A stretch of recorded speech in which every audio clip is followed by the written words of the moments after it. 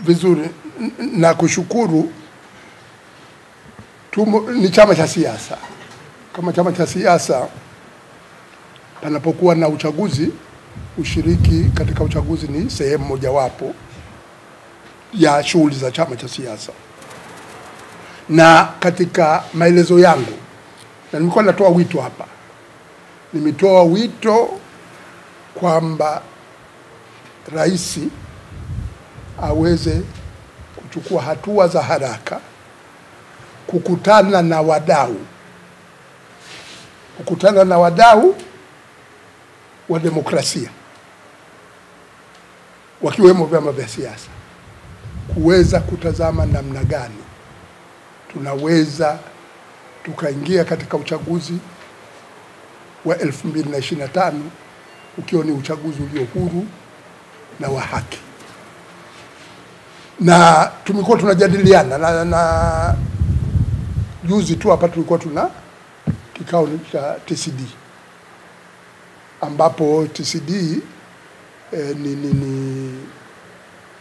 inajumuisha vyama vyote vyenye uwakilishi wa wabunge ndani ya bunge la Jamhuri ya Muungano wa Tanzania. Hivi sasa katika kipindi hiki mwenyekiti wetu ni mwenyekiti wa Chadema. Chadema ndio mwenyekiti. Tumelijadili hili na kuweza kutazama namna gani tunaweza kuchukua hatua za kuweza kufika katika uchaguzi utakaokuwa huru na wa haki. Sasa kwa sisi ambao bado tunafanya haya majadiliano na bado tuna matumaini kwamba majadiliano yatazaa, uwezi ukawa katika chama cha siasa. Tibaijuka tulikuwa naye chuo kikuu, Profesa Tibaijuka, tulikuwa naye chuo kikuu, ni Mama Ngangali alikuwa alikuwa waziri mwenzetu. Na kweli kwamba uwezi ukapata demokrasia ya kweli na katiba yenye misingi mizuri ya demokrasia hivi bila mapambano. Kwa hiyo, lakini pana uchaguzi unakuja,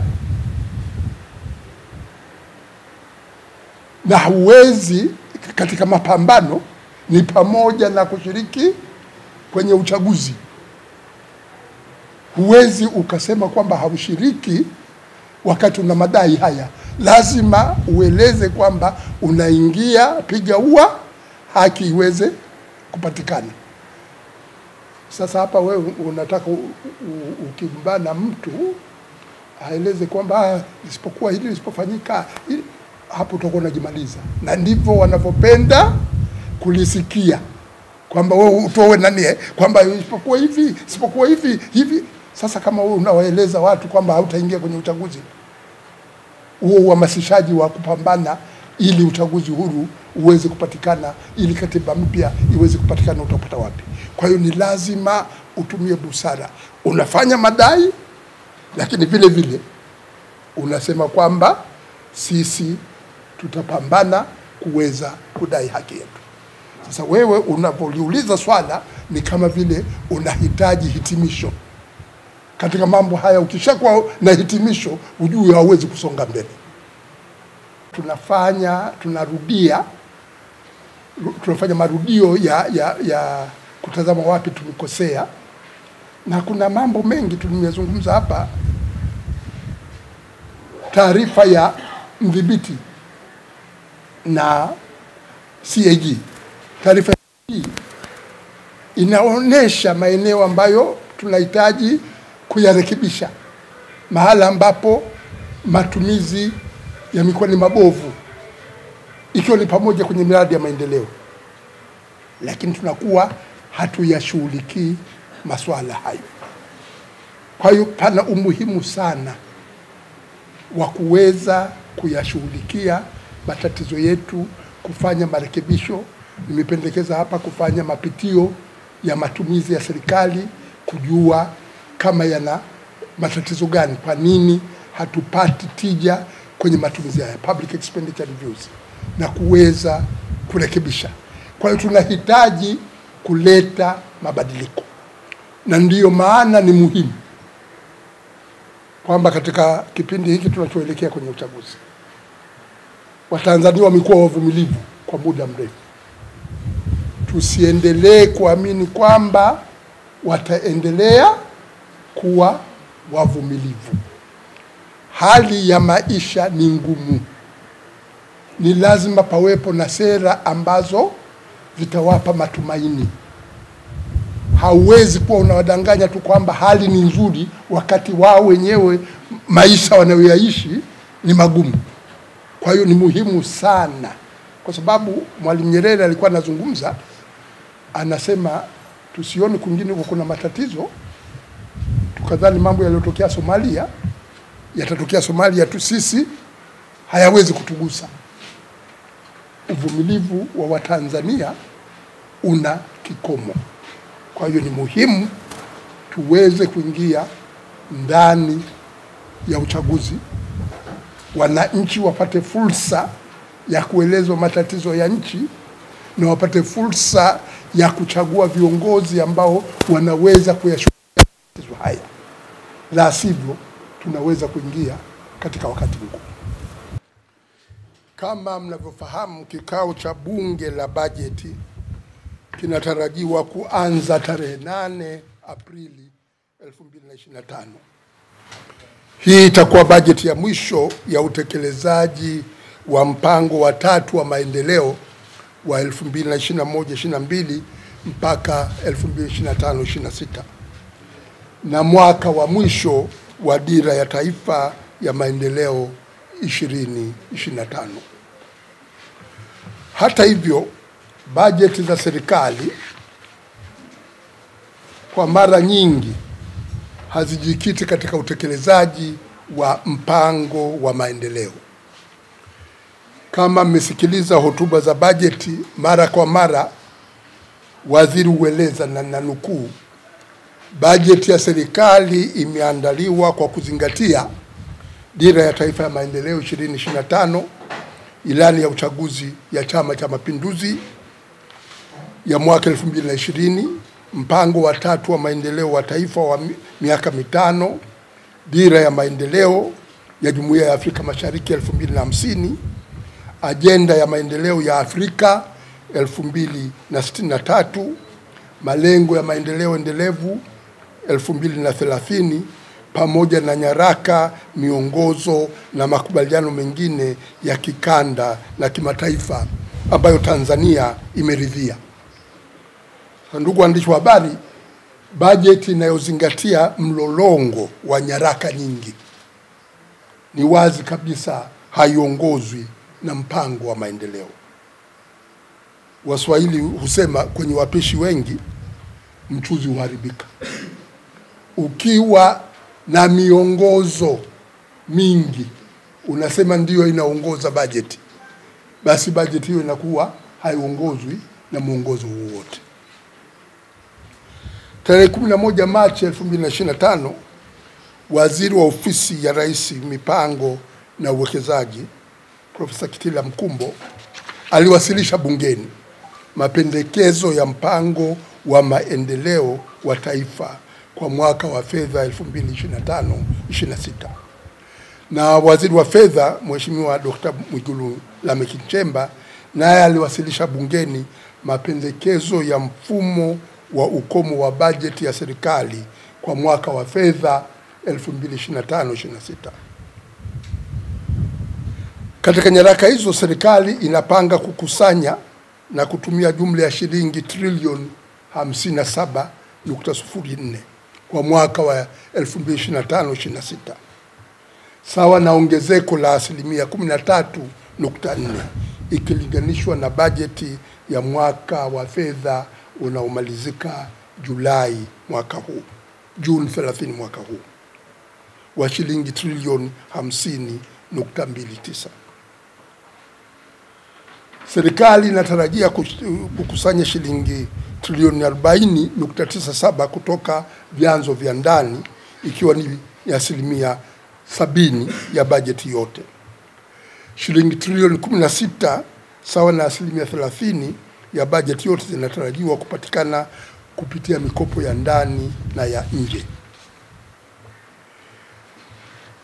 Katika hotuba ya rais ya waziri wa fedha, jedwali linaloonyesha mfumo wa bajeti halikutumia mfumo tuliouzoea wa kuainisha matumizi ya kawaida na matumizi ya maendeleo. Badala yake, waziri wa fedha ametumia mfumo uliopendekezwa na shirika la fedha la kimataifa IMF la namna ya kuwasilisha takwimu za fedha za serikali. Tunatoa ushauri ni vyema wakati wa kuwasilisha bajeti bungeni, waziri atumie mifumo yote miwili, kwani uchambuzi wa bajeti katika nchi zinazoendelea umejikita katika kubainisha bajeti ya matumizi na ya kawaida na bajeti ya maendeleo. Vile vile hotuba ya waziri wa fedha iliyowekwa kwenye tovuti ya bunge na tovuti ya wizara ya fedha ni ya PDF iliyowekewa usimbaji fiche. Sasa usimbaji fiche ni Kiswahili cha siku hizi, tafsiri yake ni encryption, kwamba ile hotuba imekuwa encrypted, kwamba ukiifungua ukitaka kuichapisha katika Word au katika Excel kusudi ufanye uchambuzi, uweze kuifungua hivi. Ukitaka labda upate muhtasari wa hotuba kwa kutumia kitu kama vile ChatGPT, uweze kufanya hivyo, kwa sababu ile nakala imekuwa encrypted, imefichwa. Sasa napata wasiwasi kidogo kwamba isije na hotuba ya budget pia ikafichwa pia, kwa sababu watu wanaochambua bajeti hupenda kuibadilisha ile bajeti iliyoko kwenye PDF uweze kuiweka kwenye Word, ili uweze, kama unafanya nukuu inakuwa rahisi kunukuu, au kama unafanya uchambuzi wa tarakimu basi inakuwa nyepesi kufanya uchambuzi wa data zilizoko katika hotuba ya bajeti. Tunatoa tu ushauri kwa waziri kwamba hotuba ya bajeti na vitabu vya bajeti visiwe encrypted, visifichwe vikawekewa kitu ambacho itakuwa vigumu kuifanyia uchambuzi.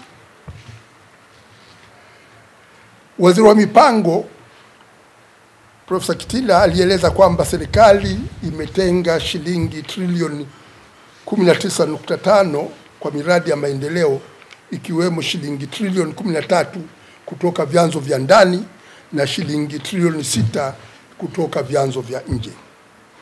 Matumizi kwenye miradi ya maendeleo yanatarajiwa kuwa 34% ya matumizi yote.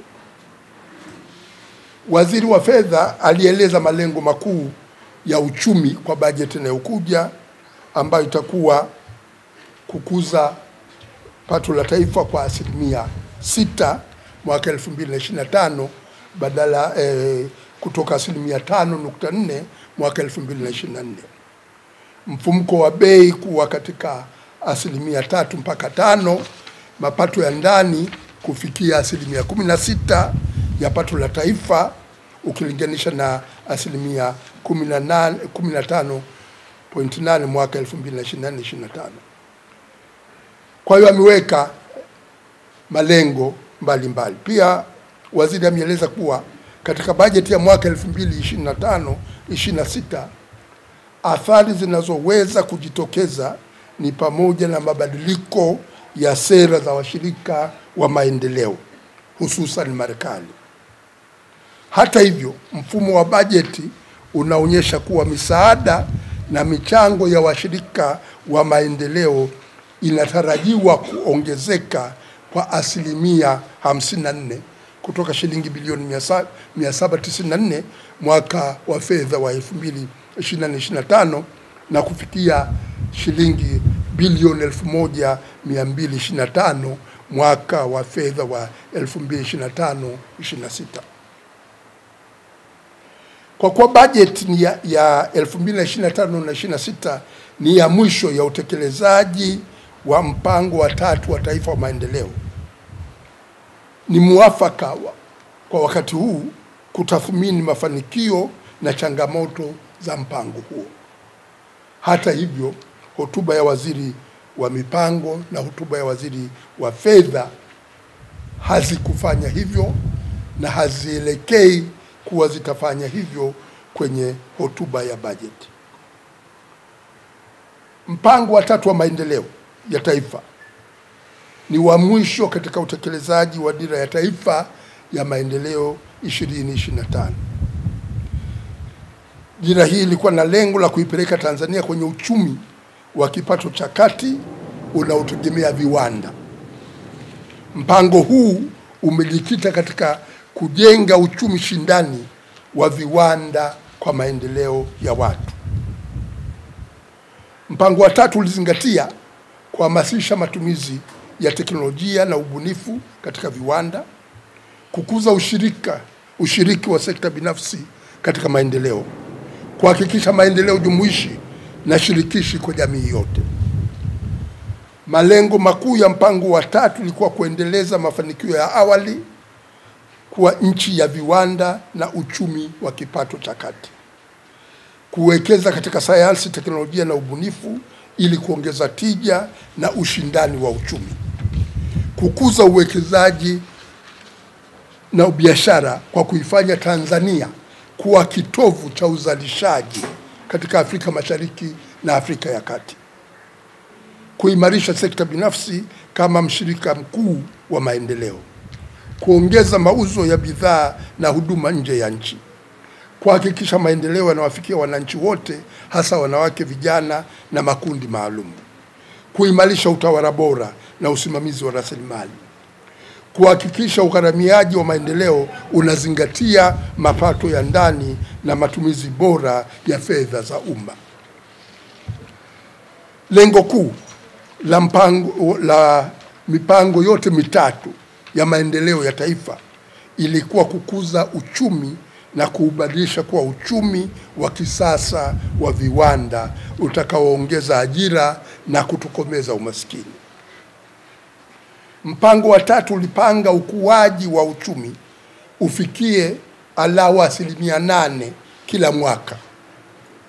Lakini ukitazama takwimu za serikali, wastani wa ukuaji wa pato la taifa katika kipindi cha mwaka 2021 mpaka 2024 ulikuwa ni 5% tu kwa mwaka. Ukuaji wa pato la taifa haujarudi hata kwenye viwango vya wastani wa 6.9 vilivyokuwa tumevifikia kabla ya janga la uviko au corona. Hali ya umasikini wa kipato ni ya juu. Benki ya Dunia inakadiria kuwa 45% ya Watanzania, sawa na watu milioni 27, wanaishi katika dimbwi la umasikini. Kwa kutumia kigezo cha umasikini cha serikali cha mtu mzima anayetumia shilingi 50,000 kwa mwezi, kama mtu mzima unatumia shilingi 50,000 kwa mwezi, wewe unahesabiwa sio maskini. Mnaweza kujiuliza kama 50,000 kwa mwezi mzima inaweza kukidhi, lakini hicho ndicho kiwango ambacho kinachotumiwa na serikali. Kwa kiwango hicho 26.4 ya Watanzania wote Tanzania bara ni maskini, sawa na watu kama milioni 17. Na vile vile 80% ya nguvu kazi ya Watanzania imeajiriwa katika sekta isiyo rasmi yenye kipato cha chini sana, kwamba nguvu kazi ya Watanzania kwenye kila Watanzania 100, 80 wako kwenye sekta isiyo rasmi na kipato chake ni kipato cha chini. Pamoja na kuwa na lengo la kuifanya Tanzania kuwa yenye uchumi wa viwanda, mchango wa sekta ya viwanda kwa tafsiri pana inayojumuisha uchimbaji wa madini, viwanda, umeme, maji safi na maji taka kwenye pato la taifa ulitarajiwa ufikie 30%. Mpaka mwaka 2023 mchango huo wa viwanda kwa tafsiri pana ni 17%. Mauzo ya bidhaa za nje ya nchi yalipangwa kuongezeka kufikia dola za Marekani kama bilioni 15 ifikapo mwaka 2025-26. Mpaka kufikia mwaka 2023-24 mauzo ya bidhaa za nje yalikuwa dola bilioni 7.9.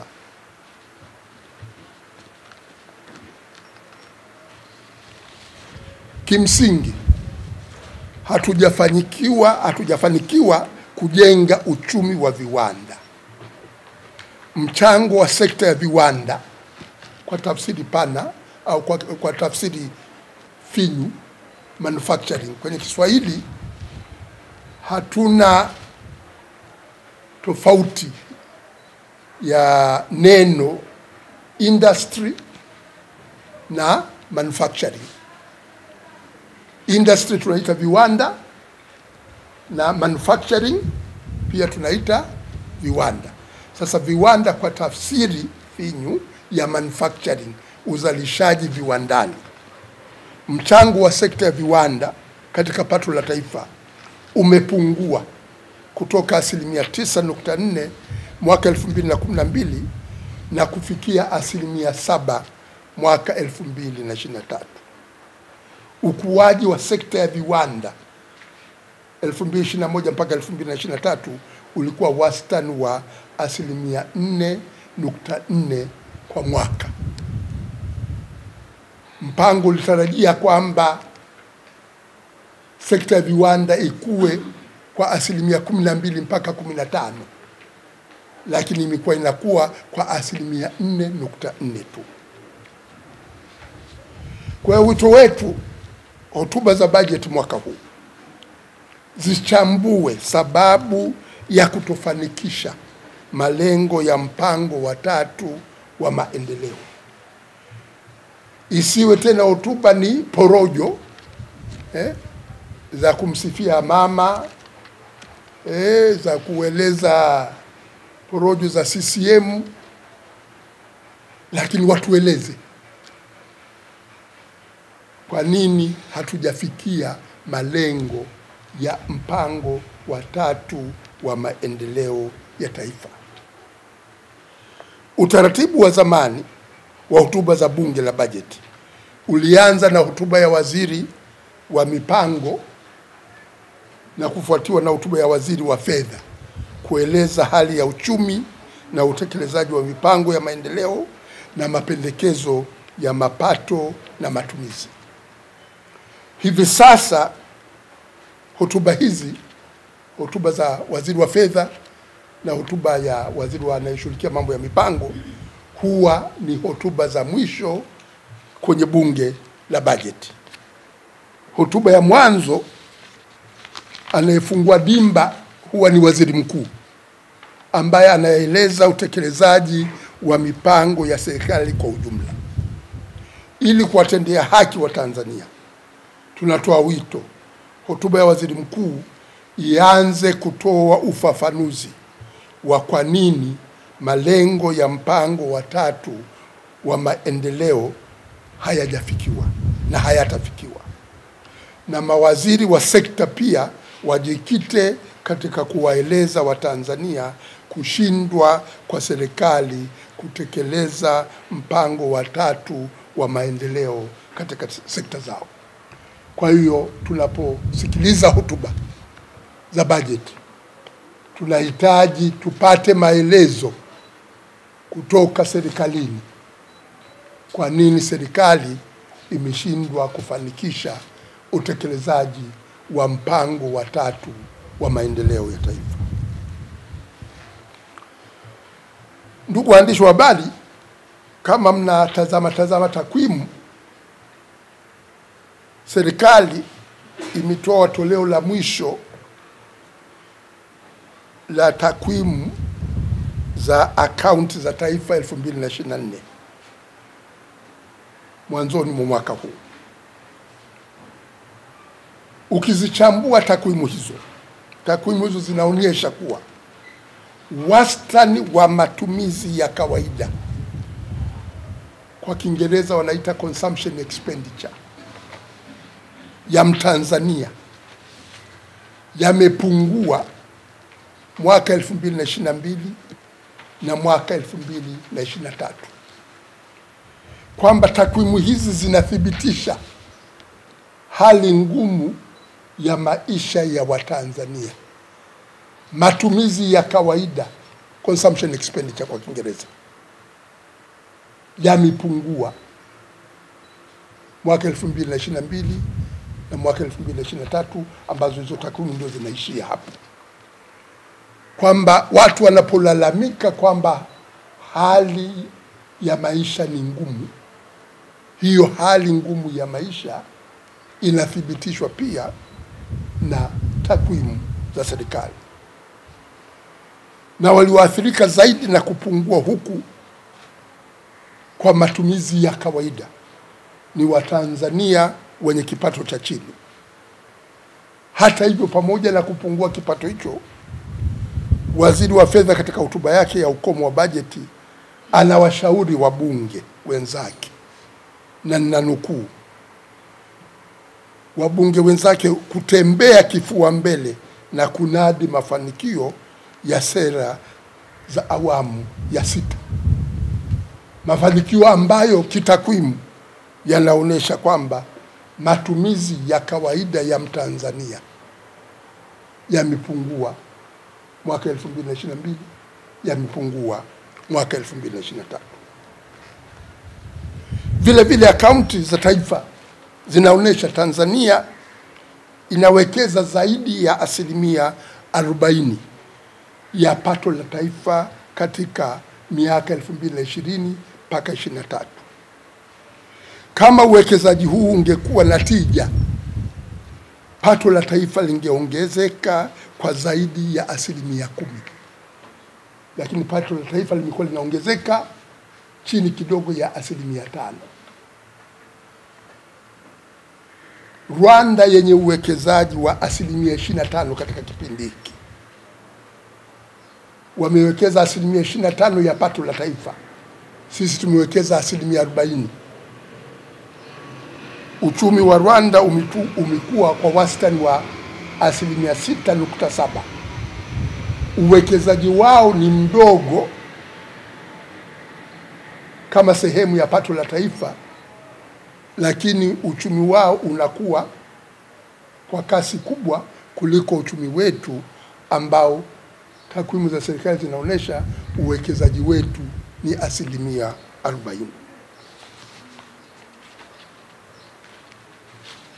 Ndugu waandishi, rushwa na ubadhirifu umekithiri katika miradi ya maendeleo. Miradi ya maendeleo haikamiliki kwa wakati na kuanza kuzalisha huduma na bidhaa. Nyinyi wenyewe mnaona miradi ya maendeleo inavyochangamka kujenga hizi barabara ambazo zingine zinasababisha mafuriko katika maeneo yetu, lakini hazikamiliki kwa wakati na hazianzi kutoa huduma kwa watu wanaotumia mabasi ya mwendo kasi. Kwa hiyo mchango wake kwenye pato la taifa, kwa sababu miradi hii inachelewa, inakuwa kwamba mchango wake kwenye pato la taifa unachelewa kupatikana, na kwa hiyo panakuwa hakuna tija katika uwekezaji wenyewe. Vile vile taarifa za mdhibiti na mkaguzi wa hesabu za serikali zinaainisha matumizi mabovu katika miradi ya maendeleo, lakini serikali bado haijajirekebisha.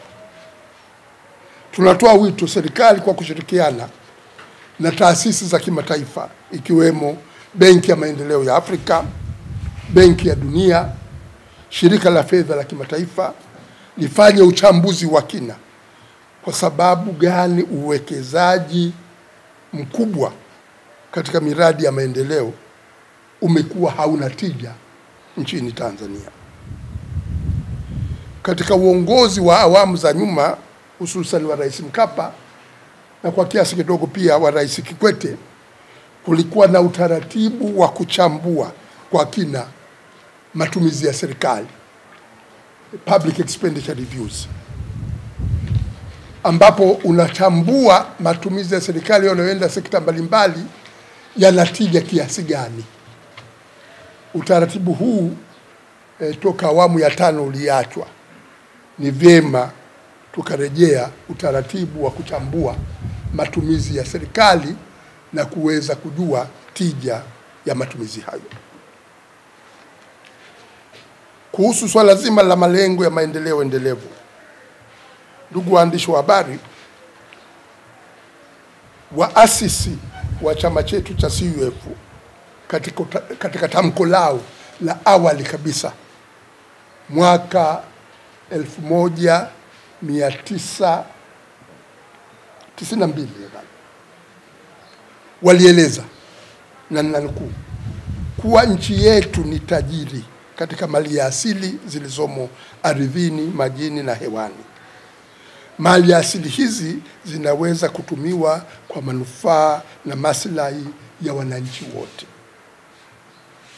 Sisi wa Tanzania tuliokutana Dar es Salaam kwa muda wa siku 2, tarehe 20-21 mpaka Novemba, tarehe 20-21 Novemba mwaka 1992, tunaamini kuwa haki za binadamu na haki za watu kama zilivyotangazwa katika tangazo la haki za binadamu la Umoja wa Mataifa na hati ya Umoja wa Nchi Huru za Afrika juu ya haki za binadamu na haki za watu ndiyo msingi wa sheria na kanuni zinazotakiwa kuongoza nchi.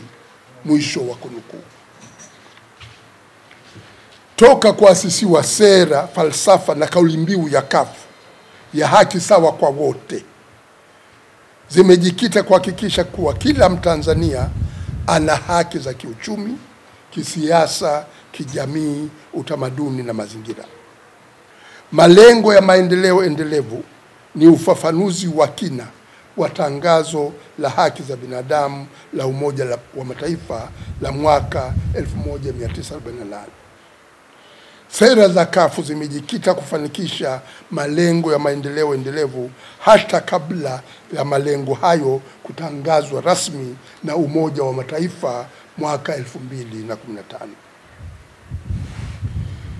Malengo ya maendeleo endelevu ni seti ya malengo 17 yaliyopitishwa na Umoja wa Mataifa mwaka 2015 ili kuhakikisha ustawi wa jamii, uchumi endelevu na uhifadhi wa mazingira ifikapo mwaka 2030.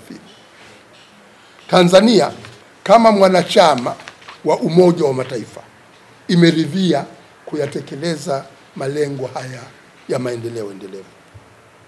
Swala muhimu la kujiuliza ni je, Tanzania inaweza kufanikisha malengo haya yote ifikapo 2030? Uchambuzi unabainisha kwamba Tanzania haitaweza kufanikisha kuyafikia malengo ya maendeleo endelevu.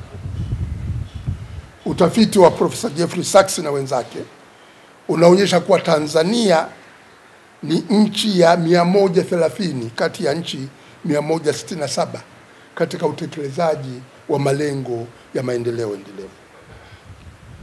Hatutafikia malengo ya kutokomeza umaskini, njaa na utapiamlo. Ajira nyingi ni duni katika sekta isiyo rasmi. Hazilipi vizuri hasa kwa vijana. Ukosefu wa ajira kwa vijana ni bomu la hatari. Tunahitaji sera na mkakati wa kuongeza ajira zenye staha, kwa Kiingereza decent employment. Ukuaji wa uchumi haujaongeza ajira na kasi ya kupunguza umaskini.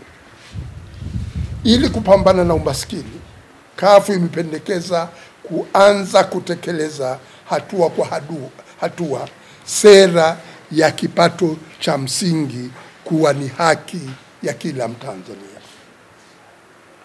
Huduma za afya bado hafifu. Haidhuru eneo moja la mafanikio ni kupunguza vifo vya kina mama wajawazito kutoka 556 katika wajawazito kila 100,000 mwaka 2016 mpaka kufikia vifo vya kina mama wajawazito 104 kila wajawazito 100,000 mwaka 2022. Hata hivyo, takwimu hizo zinaonekana kwamba zinashukiwa na jumuiya ya kimataifa. Ukitazama kwenye takwimu za Benki ya Dunia, takwimu hii ya kupunguza vifo vya kina mama wajawazito bado haijaingizwa rasmi kuwa ni takwimu inaonyesha Tanzania imepata mafanikio hayo. Vile vile kwa kiasi fulani vifo vya watoto wenye umri wa miaka mitano, chini ya miaka mitano vimepungua kutoka 147 kati ya watoto 1000 waliozaliwa mwaka 1999 na kufikia vifo vya watoto 43 mwaka 2022. Hata hivyo, sera ya serikali kwa wanawake wajawazito, watoto na watatibiwa bure bado ni danganya toto. Hakuna tiba ya bure. Maiti za wagonjwa wanaofia Muhimbili na hospitali nyingine za serikali zinazuiwa mpaka familia zao walipe tozo za matibabu. Tatizo la utapiamlo na udumavu wa watoto bado ni kubwa. 30% ya watoto wa chini ya miaka 5 wana udumavu. Na ndugu zangu, wanalirudia sana hili kwamba wataalamu wa mambo ya watoto wanakueleza siku 1000 za mtoto ndizo siku muhimu sana katika maisha yake. Mtoto anajenga ubongo wake katika ile miezi 9 yuko kwenye tumbo la mama yake na miaka 2 ya mwanzo. Mtoto anajenga kinga ya mwili. Mtoto anajenga maungo yake.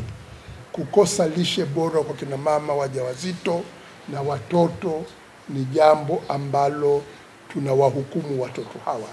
Lazima tuwe na sera ya maksudi ya kuhakikisha watoto wetu kina mama wajawazito wanapata lishe bora. Watoto wengi wanapata fursa ya kujiunga na shule za msingi, lakini hawapati elimu bora. Vile vile elimu yetu ya sekondari bado ni ya chini sana na siyo bora. Kama nchi, watoto wetu hawachangamkii, au wanafunzi wetu hawachangamkii masomo ya STEM, yani sayansi, teknolojia, engineering na mathematics ama hisabati. Tunahitaji tuwekeze vikubwa watoto, wanafunzi waweze kuchangamkia masomo ya STEM ambayo ndiyo yanayojenga msingi wa nguvu kazi ambayo hatimaye inaweza kuleta mabadiliko makubwa ya uchumi na kuongeza tija katika uzalishaji. Tunahitaji wanafunzi waanze kutumia kompyuta toka shule za msingi, waweze kujifunza ujasiriamali, waweze kujifunza. Na hivi sasa, ndugu zangu, dunia inabadilika.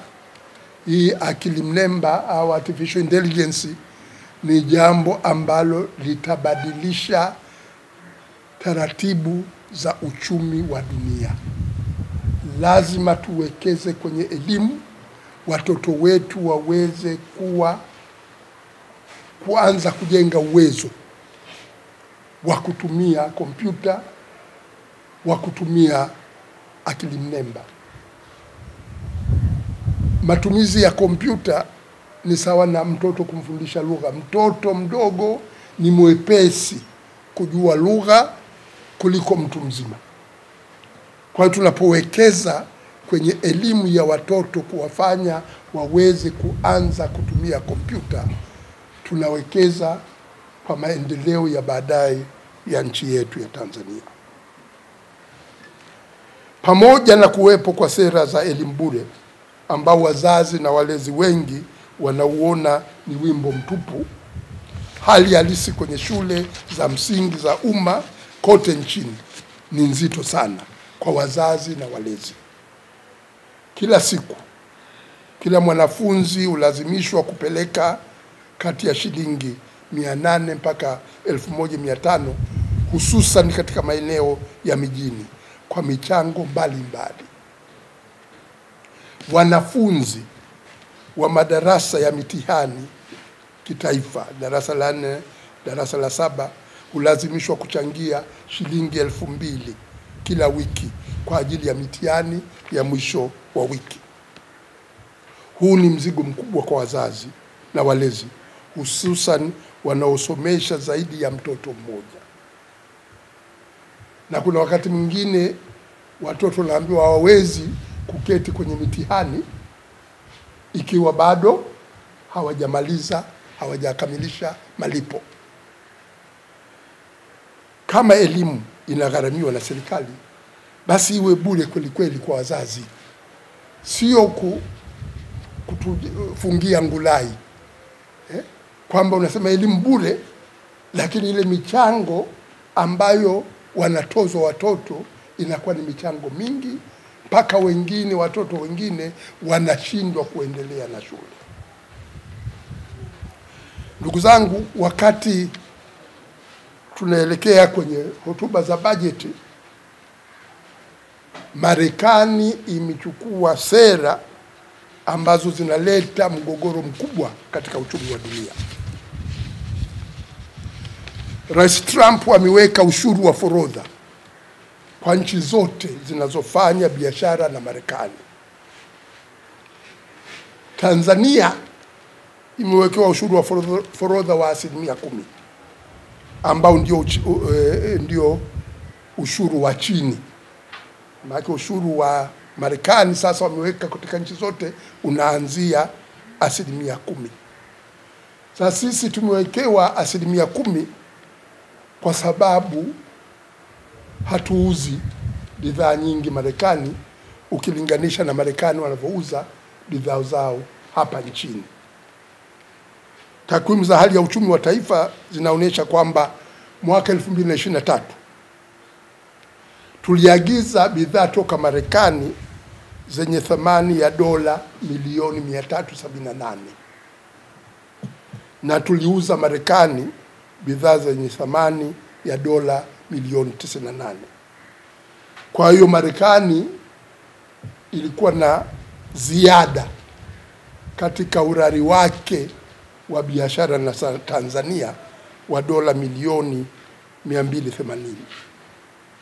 Hata hivyo, pamoja na kwamba Wamarekani wanauza zaidi kuliko tunavyopeleka bidhaa Marekani, bado tumewekewa ushuru wa forodha wa 10%.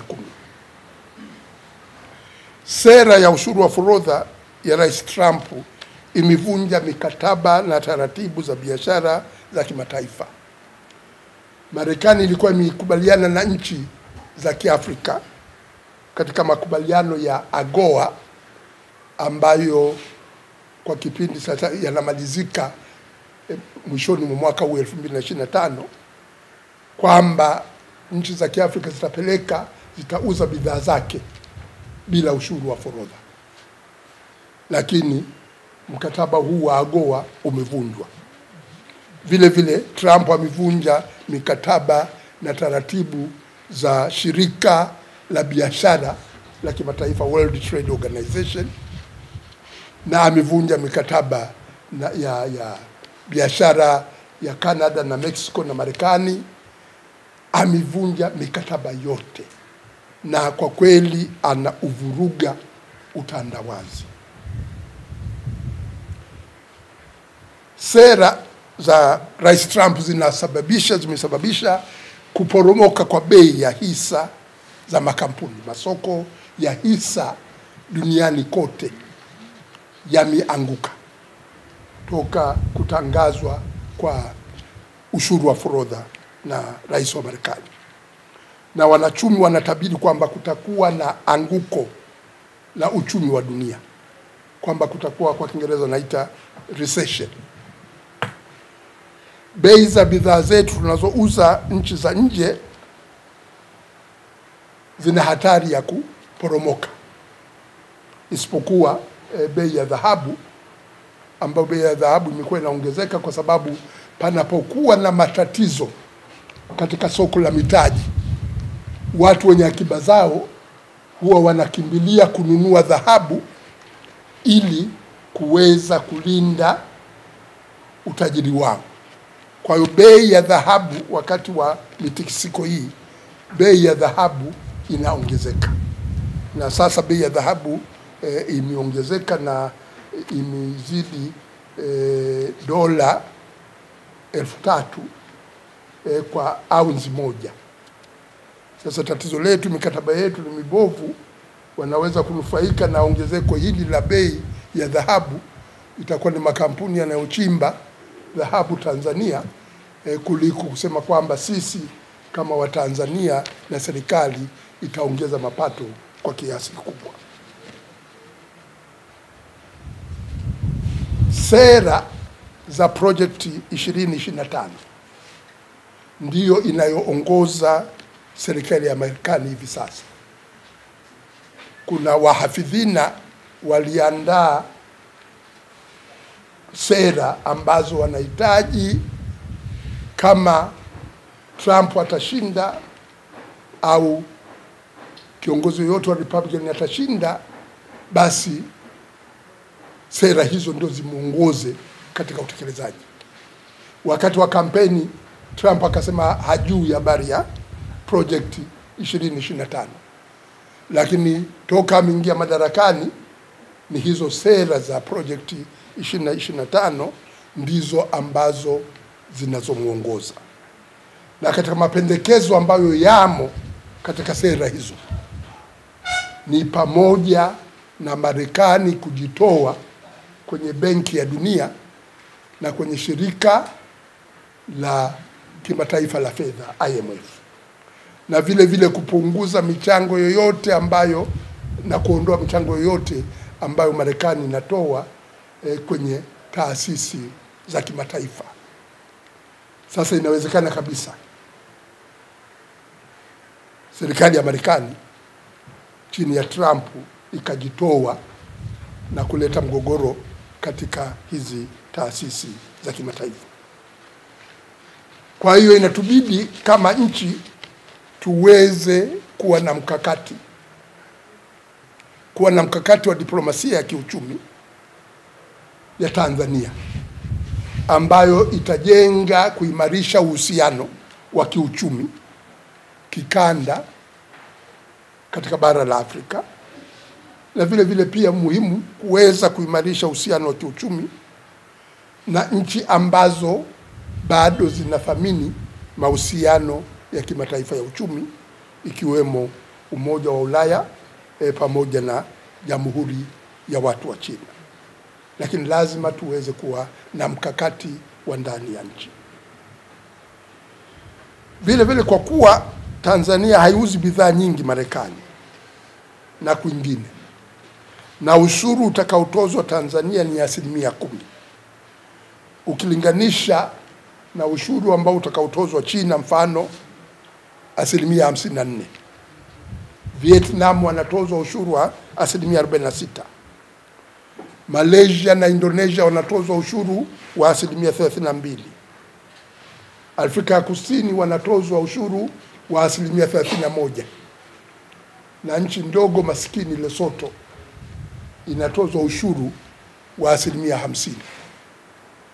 Lesotho baada ya kuwa na AGOA iliweka mkakati, na mwanzoni ilikuwa makampuni kutoka Taiwan yaliweka uwekezaji. Kwa hiyo Lesotho wanauza nguo nyingi hasa jeans Marekani, na kwa sababu wanauza Marekani, wao wana ziada katika urari wao wa biashara, wanauza zaidi kuliko wanavyoagiza vitu Marekani.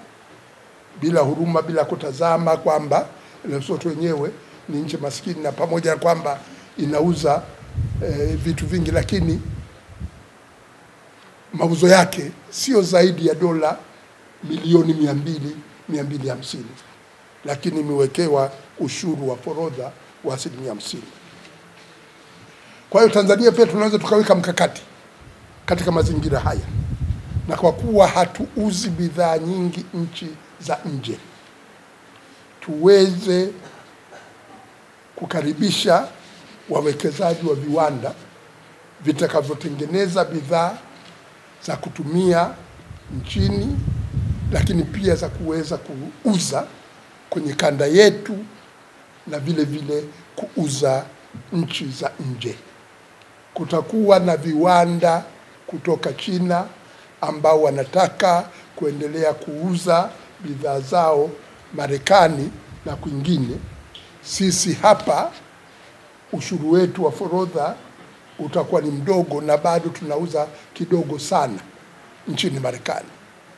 Viwanda kama hivyo vinaweza vikaanzishwa hapa kuongeza ajira ya vijana na vile vile kuongeza uuzaji wa bidhaa zetu za viwandani nchi za nje. Sasa kwa tunakaribiwa na matatizo makubwa ambayo inabidi tukaribiane. Hali ya umaskini bado iko juu.